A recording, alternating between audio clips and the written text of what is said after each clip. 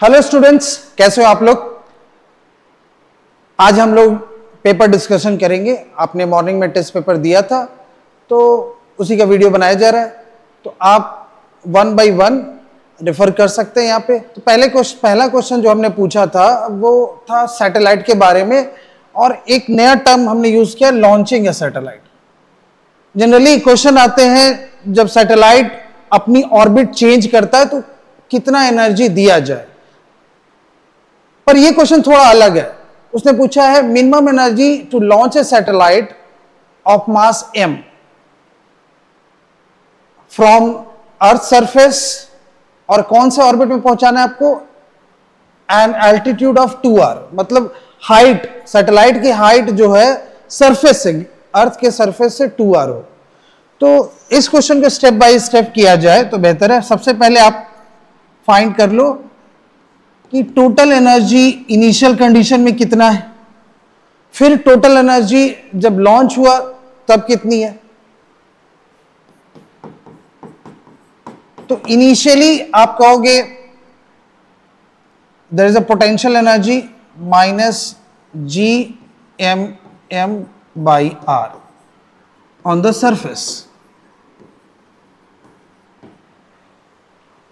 Satellite रखा हुआ है अर्थ के सरफेस पे, हमें पहुंचाना है कुछ h हाइट पे,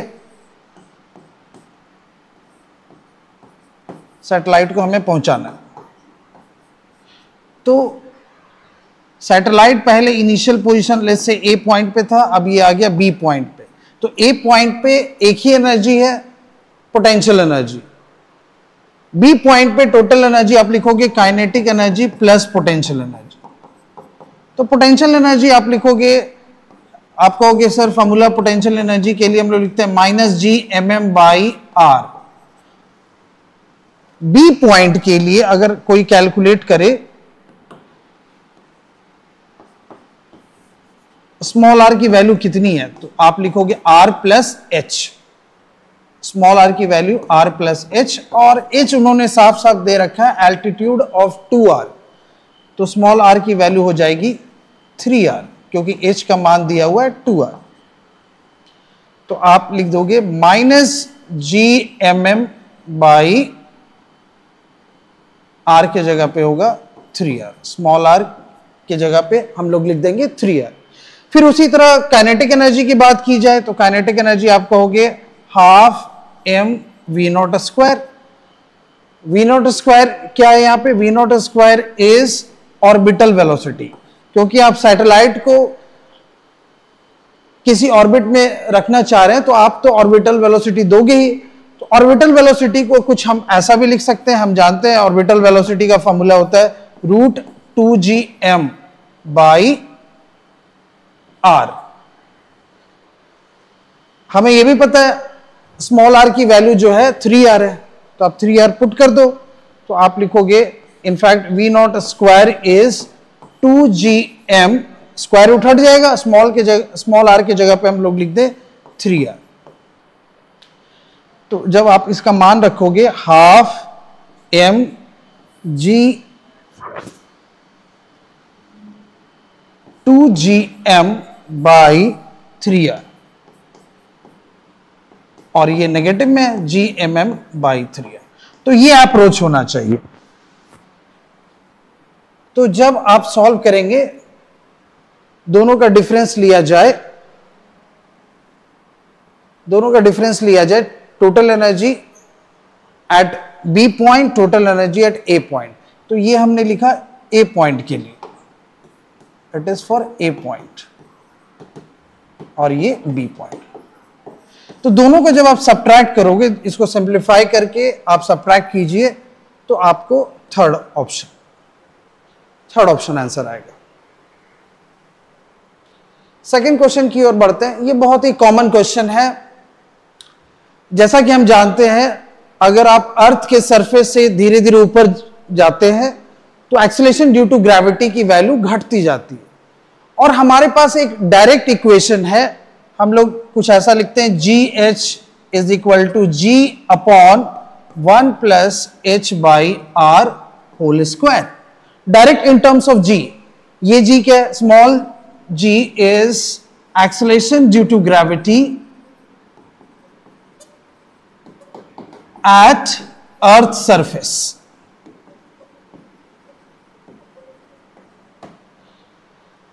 अर्थ सरफेस। तो आप h की वैल्यू बढ़ाओ तो डिनोमिनेटर बढ़ता जाएगा, तो ओवरऑल gh की वैल्यू घटती जाएगी। अगर हम लोग डायग्राम से समझे, there is an earth, earth के सरफेस पे इस पॉइंट की बात करूं, acceleration due to gravity g है और यहां पे gh, h हाइट की बात, तो उन्होंने gh का मान ही दे रखा है, gh इज g/9, तो हमने इक्वेट कर दिया उसको। तो न्यूमरेटर पार्ट आप कह सकते हो कि sir easily it will get cancel, 1 1, दोनों तरफ स्क्वायर रूट कर दीजिए तो आपको मिल जाएगा कुछ 3 = 1 + h/r, और आप लिख सकते हो 2 = h/r, h का मान हो जाएगा 2r, पहला ऑप्शन। अगले प्रश्न की ओर बढ़ते हैं।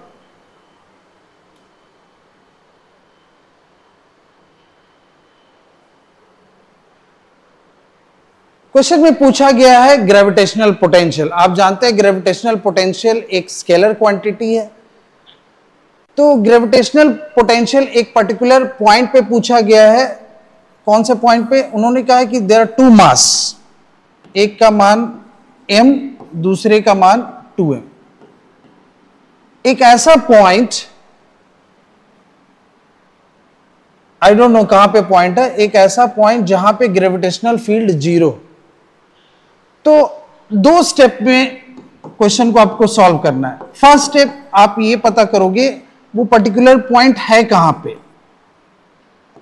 आप स्मॉल m से उसकी दूरी पता कर सकते हो, या वो बॉडी जिसका मास 2m है उससे दूरी पता कर सकते हो, क्योंकि ओवरऑल डिस्टेंस उन्होंने दिया है सिंपली r के टर्म में। तो हम इसको मान ले x, तो ये पार्ट हो गया r - x।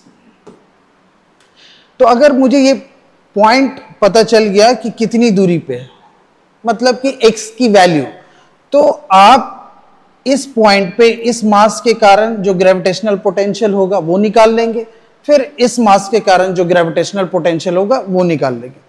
तो आप ये कह सकते हो ग्रेविटेशनल फील्ड 0। ग्रेविटेशनल फील्ड हम लोग कुछ ऐसा रिप्रेजेंट करते हैं,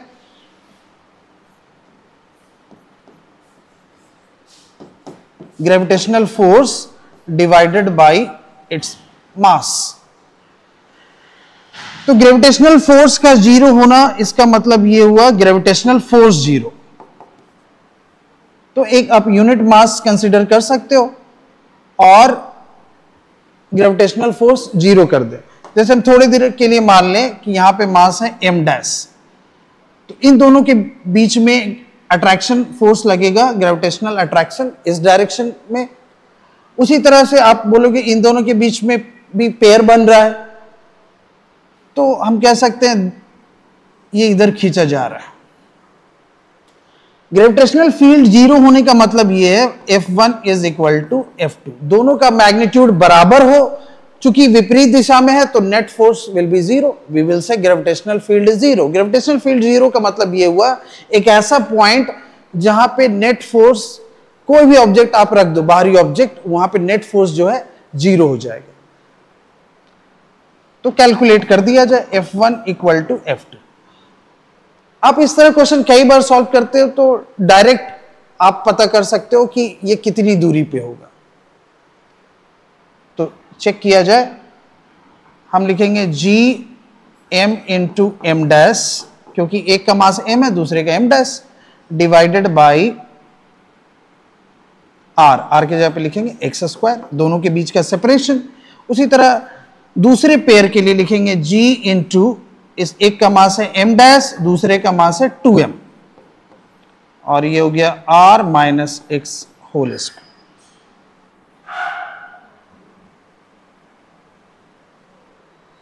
हाँ, ध्यान रहे this is 4m not 2m, तो इसको थोड़ा चेंज कर लिया हम लोग, 4m,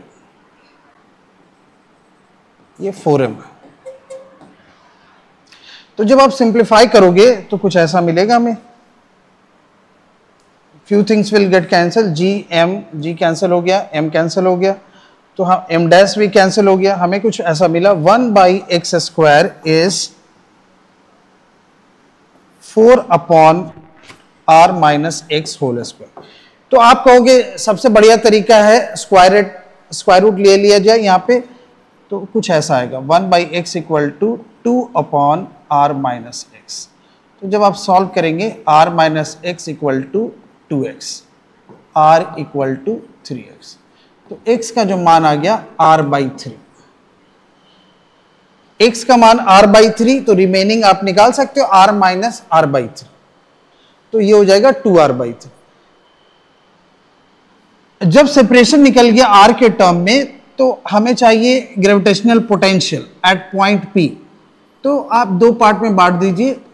जैसा कि मैंने बोला gravitational potential is a scalar quantity, तो डायरेक्ट हम लोग दोनों की वैल्यू निकाल के अलजेब्रिकली ऐड कर देंगे। तो फॉर्मूला तो आप जानते हो, -gm/r, ये फॉर्मूला होता है। आप यही फॉर्मूला यहां पे यूज करोगे, बस मास का ध्यान रहे, मास यहां पे स्मॉल m है, तो इस पहला पार्ट जो हो जाएगा स्मॉल m, और r की दूरी, r की वैल्यू जो होगी इन टर्म्स ऑफ x, तो x is equal to r/3, आपको रखना है r/3, ठीक है। तो ऐसे ही आप V2 निकालो, दोनों को ऐड करो, आंसर मिल जाएगा। फोर्थ क्वेश्चन, कई बार क्वेश्चन पूछे जाते हैं not in terms of mass, in terms of density of the planet, क्योंकि आप जानते हो फॉर्मूला जनरली हम लोग याद रखते हैं मास के टर्म में, और क्वेश्चन दे रखा है उन्होंने डेंसिटी के टर्म में। तो आप ऐसा कह सकते हो density is related with mass, density is mass by volume,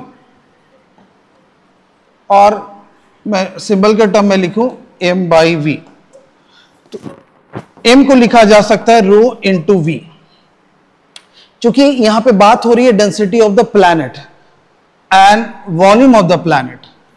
तो प्लैनेट का शेप आप जानते हो, इट इज सॉलिड स्फेयर, तो v की वैल्यू आप ऐसा भी लिख सकते हो 4/3πr³।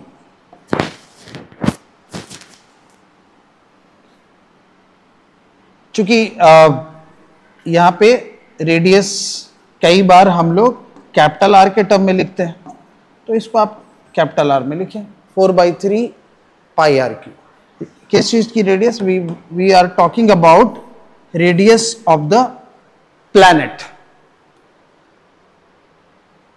उन्होंने कहा ratio of escape velocity at the earth to the escape velocity at planet. तो नॉर्मल फॉर्मूला एस्केप वेलोसिटी के लिए हम लोग लिखते हैं √2gm/r on the surface of earth, क्योंकि मोस्टली क्वेश्चन पूछे जाते हैं from the surface of the earth. आप ये कह सकते हो escape velocity depends on the location as well.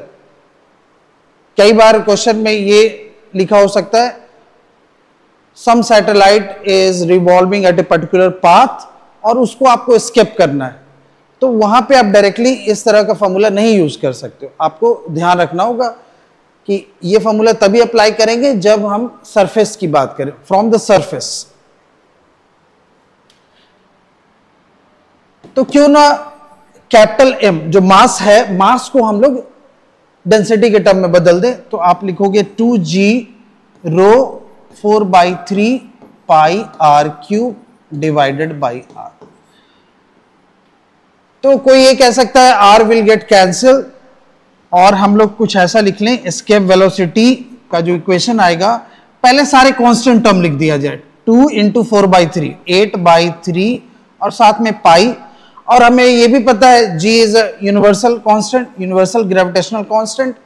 बचा क्या? ρ आर स्क्वायर। चूंकि ये सारे कांस्टेंट टर्म है, तो आप लिख सकते हो escape velocity is proportional to root under rho, और आर स्क्वायर को क्यों ना बाहर निकाल दिया जाए। तो जब रेशियो की बात करें तो हम कुछ ऐसा केस बना लें v1 बाई v2, चूंकि रेडियस के डायरेक्टली प्रोपोर्शनल है और डेंसिटी के स्क्वायर रूट में प्रोपोर्शनल है, तो आप लिख दोगे कुछ ऐसा ρ1 by ρ2 into r1 by r2। तो जैसा कि फर्स्ट केस हम लोग लिख रहे हैं अर्थ के लिए, और सेकेंड केस अननोन प्लैनेट के लिए, और प्लैनेट की ही डेंसिटी दी हुई है ट्वाइस, रेडियस भी ट्वाइस। तो हम ऐसा लिख सकते हैं ये जो पार्ट है ρ1 से डबल है, तो 1/2। सेकेंड केस रेडियस मतलब प्लैनेट की जो रेडियस है क्वेश्चन में दे रखा है ट्वाइस, वो भी ट्वाइस है, तो 2 यहां पे 1। सो v1 बाई v2 का जो रेशियो आएगा, we can arrange it and write 1/2 √2। जी हां, सेकेंड ऑप्शन। आगे बढ़ते हैं, देखते हैं किस तरह का क्वेश्चन पूछा गया टेस्ट में। क्वेश्चन नंबर 5, उन्होंने कंपेयर किया है g की वैल्यू जब आप सरफेस से ऊपर जाते हो और g की वैल्यू जब सरफेस से नीचे जाते हो, मींस डेप्थ पे। प्रोवाइडेड वैल्यूज आर स्मॉल, तो हमने ये क्लास में डिस्कस किया पहले कि अगर h की वैल्यू स्मॉल हो तो आप लिख सकते हो GH is G1 minus 2H by R। बिल्कुल। और GD की वैल्यू ये तो हमेशा ही वैसा ही होता है 1 माइनस D बाई R। तो D हमने यूज किया है डेप्थ के लिए, H यूज किया है हाइट के लिए। क्वेश्चन में दे रखा है कि दोनों का मान बराबर है, तो आप बराबर कर दो। जैसे ही आप LHS को बराबर करोगे, RHS की चीजें बहुत ही सिंप्लीफाई हो जाएगी। आप लिखोगे LHS is equal GH equal to GD, तो RHS को कंपेयर करो, G1 minus 2H by R is equal to 1 minus D by R with G। तो ये स्पष्ट है कि एक ही डिफरेंस है दोनों पार्ट में, यहां पे 2H है, वहां पे D है। आप 1/1 भी सॉल्व कर सकते हो, और you can write directly 2H is D, और D यहां पे उन्होंने यूज किया है X के टर्म में, X equal to 2H।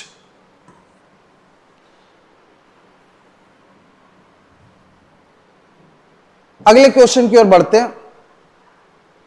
Question कुछ इस तरह का है कि मान लीजिए आप मून पे हो, मून पे एक्सेलरेशन ड्यू टू ग्रेविटी कम है, तो अगर आप जंप करें तो क्या अर्थ के कंपैरिजन में आप ज्यादा ऊंचाई तक जंप कर पाएंगे? जी हां, बिल्कुल। There is indirectly relation, indirectly proportional they are. कैसे? अगर मैं अर्थ सरफेस की बात करूं,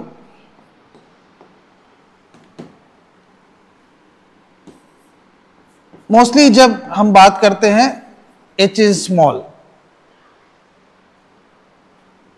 अर्थ के सरफेस से किसी ऑब्जेक्ट को आप ऊपर फेंको with velocity let's say u velocity से आप जंप कर रहे हो। After certain height that you can say displacement, हम जानते हैं फाइनल वेलोसिटी हो जाएगा 0। तो ये तो हमने पढ़ा है इक्वेशन, ये सारे इक्वेशन जब हम लोग डिस्कस कर रहे थे motion in a straight line. Equation कुछ इस प्रकार, v square equal to u square plus 2as। मैंने ये इक्वेशन ये इसलिए यूज कर रहा हूं मैं ये इक्वेशन, क्योंकि u दिया हुआ हमारे पास, v भी पता है, डिस्प्लेसमेंट भी h के टर्म में हम लिख सकते हैं, और acceleration due to gravity, of course velocity घट रही है, उसका रीजन ये है कि नीचे की तरफ downwards there is an acceleration, जिसको माइनस g भी लिख सकते हैं। तो इस इक्वेशन में final velocity 0, initial u square 2 minus G into H. इस इक्वेशन को कुछ ऐसा भी लिखा जा सकता है, u square equal to 2gh। बिल्कुल, जिस पार्ट को आप इधर ले आओ तो नेगेटिव वाला पार्ट पॉजिटिव हो जाएगा। तो यहां पे कंपैरिजन हो रही है अर्थ और दूसरे नेचुरल सैटेलाइट की कंपैरिजन हो रही है। हम लोग एफर्ट सेम लगा रहे हैं। एफर्ट सेम लगाने का मतलब u जो प्रोवाइडेड है, गिवन वेलोसिटी इज सेम। आप अर्थ पे हो या मून पे हो, u की वैल्यू सेम है। u की वैल्यू सेम है तो आप कह सकते हो this part is constant, u square constant हो जाएगा दोनों केस के लिए। अगर ये कांस्टेंट हो गया तो आप लिखोगे 2gh इज कांस्टेंट। आपको ये पता है 2 भी कांस्टेंट है, तो हम ऐसा लिख सकते हैं h इज प्रोपोर्शनल, और बेहतर हम कहें इनवर्सली प्रोपोर्शनल टू g। तो अगर आपको ये रिजल्ट याद है या पहले से आपने ऐसा डिराइव किया है, तो ये विद इन 4-5 सेकेंड का क्वेश्चन है। आप कहोगे h2 by h1 is equal to g1 by g2। Sir आपने उल्टा क्यों लिखा? क्योंकि इनवर्सली प्रोपोर्शनल है। तो हम ऐसा लिख दें h2, h1 ये अर्थ के लिए और ये मून के लिए या कोई दूसरा सैटेलाइट हो।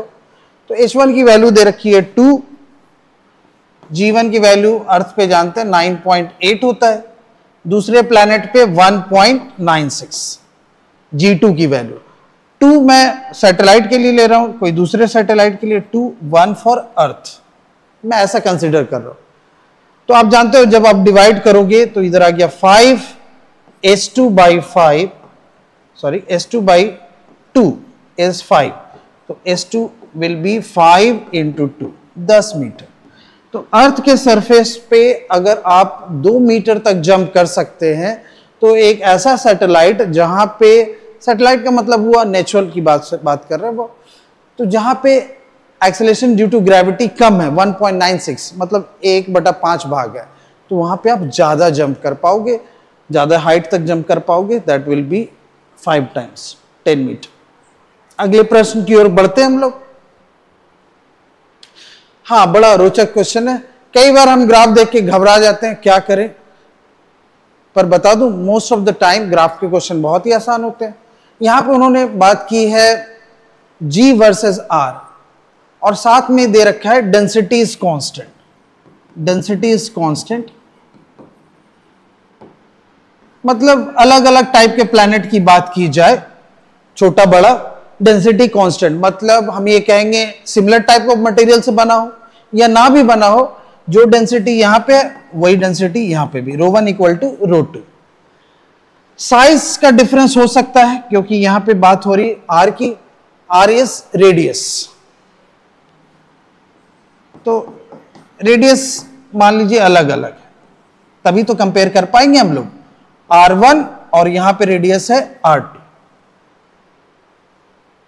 हमें कंपेयर करना है G वर्सेस R। दो अलग प्लैनेट हैं, दोनों एक ही मटेरियल के बने हुए हैं, पर एक की साइज बड़ी एक की साइज छोटी। हम ये जानना चाहते हैं कि किस रेट कि क्या रिलेशन है दोनों के बीच में, कहां पे एक्सेलरेशन ड्यू टू ग्रेविटी ज्यादा होगी, कहां पे कम होगी। तो कोई बेसिक फॉर्मूला अगर लगाए, on the surface of earth या on the surface of any planet, G की वैल्यू होती है gm बाई R, लिख लो आप, या small r, pardon, gm by r square. फिर से मैं लिख दूं gm बाई r स्क्वायर। अब चूंकि प्रॉब्लम ये यहां पे मास के टर्म में, वहां पे डेंसिटी के टर्म में, तो कुछ बच्चों को तो याद रहता है डेंसिटी के टर्म में भी। अगर ना भी याद हो तो हमने जैसे अभी थोड़ी देर पहले एक क्वेश्चन सॉल्व किया था, मास को लिख सकते हैं डेंसिटी इनटू वॉल्यूम, और गोला के लिए, स्फेयर के लिए वॉल्यूम होता है 4/3 पाई r क्यूब। तो जब आप ये मान यहां पे रखोगे, rho 4/3 pi R cube divided by R square. तो कुछ चीजें कैंसिल हो जाएंगी, हमें कुछ मिलेगा जी रो 4/3 पाई आर। तो आप देख सकते हो जो इक्वेशन हमें मिला जी के लिए, उसमें कैपिटल जी ये कांस्टेंट है, ये भी कांस्टेंट है, ये भी पार्ट कांस्टेंट है, ये भी कांस्टेंट। तो हम ये कह सकते हैं यहां से कि सर ये पूरा ही पार्ट कांस्टेंट हो गया, तो बचा क्या? Small R. G is directly proportional to R. मतलब अगर सेम टाइप के मटेरियल के दो प्लैनेट हैं, एक का रेडियस ज्यादा है, तो वहां पे एक्सेलरेशन ड्यू टू ग्रेविटी ज्यादा होगी। कई बार हम उल्टा सोच लेते हैं, कई बार हम सोचते हैं कि जी का फॉर्मूला है gm/r²। तो ये तो इनवर्सली प्रोपोर्शनल है, अगर r ज्यादा होगा तो g कम होगा। वो तब होगा जब मास कांस्टेंट हो, दो अलग अलग प्लैनेट जिनका मास समान हो, तब हम लोग कह सकते हैं जिनका रेडियस कम होगा उसकी g की वैल्यू ज्यादा होगी। लेकिन यहां पे चूंकि डेंसिटी बराबर है, तो जिसका रेडियस कम होगा वहां पे g की वैल्यू भी कम होगी। और आप ये भी देख सकते हो there is no power on r, power है भी तो अब छिपा हुआ है, वो 1 है, मतलब 1 डिग्री इक्वेशन इट इज। जैसे हम लोग लिखते हैं y = mx + c, straight line equation, कुछ वही स्टाइल है यहां पे, क्योंकि यहां स्लोप जो होगा, ये जो पर्टिकुलर कांस्टेंट है वो बन गया स्लोप। तो ग्राफ तो एक ही है, स्ट्रेट लाइन, तो हमें कोई हेजिटेशन नहीं होना चाहिए। हम लोग कहेंगे पहला आंसर। जैसे जैसे r की वैल्यू बढ़ेगी g की वैल्यू बढ़ेगी, एक फिक्स रेट से। कई बार बच्चे बोल सकते हैं कि फोर्थ भी आंसर हो सकता है, लेकिन फोर्थ तभी होगा जब मान लिया जाए हमारा इक्वेशन r पे पावर 2 होता, तब हम कह सकते थे। ओके, तो आगे बढ़ते हैं अगले प्रश्न की ओर। 8वां question, a body of mass m is taken from the surface of earth to height r/4 above the surface, the change in potential energy।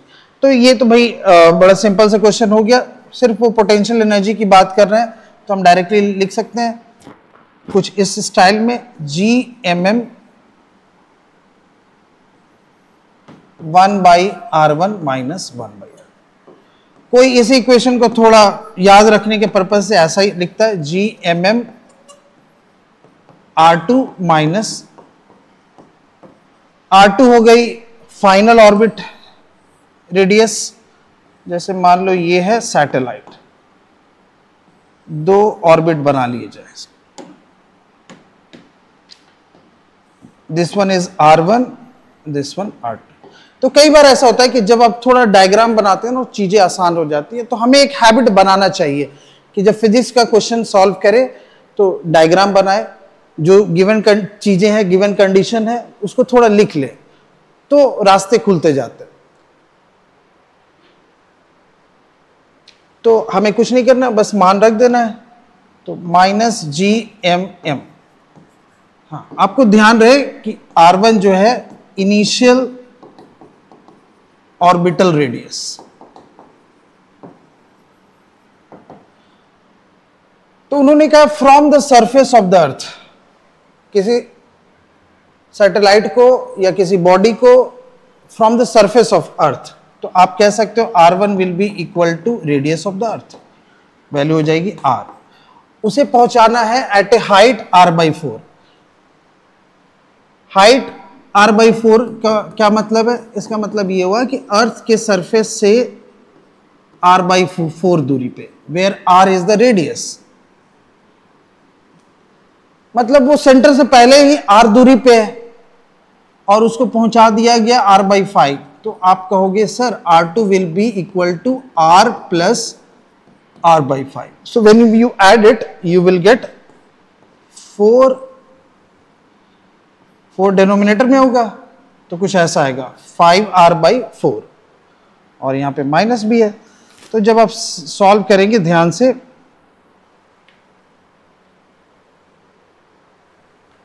Solve करें, -Gmm, r बाहर रख सकते हैं, ये कुछ ऐसा आ जाएगा -1/5। तो सडनली व्हेन यू मल्टीप्लाई आपको मिलेगा Gmm/r और 5 भी हो गया। अब कहोगे ऑप्शन तो स्मॉल जी के टर्म में है, तो हमने ये भी पढ़ा है small G can be written as GM by R square, ये कुछ भी नहीं है। तो इस इक्वेशन को आप यूज कर सकते हो स्मॉल जी को कैपिटल जी में रखने के लिए, कैपिटल जी को स्मॉल जी के टर्म में। जैसे यहां पे दिख रहा है GM बाई R, तो कोई कह सकता है GM बाई R को हम लिख दें स्मॉल g इंटू R, ठीक है। तो आप यहां पे पुट कर दो, ये जो पार्ट है पर्टिकुलर पार्ट, उसको थोड़ा सर्कल कर दूं मैं, GM बाई R, उसके जगह पे लिख देंगे स्मॉल g इंटू R, और m तो पहले से ही है तो ऐसा आ जाएगा mg R बाई 5, ठीक है। आगे के क्वेश्चन अगले लेक्चर में हम लोग डिस्कस करेंगे। धन्यवाद, थैंक यू।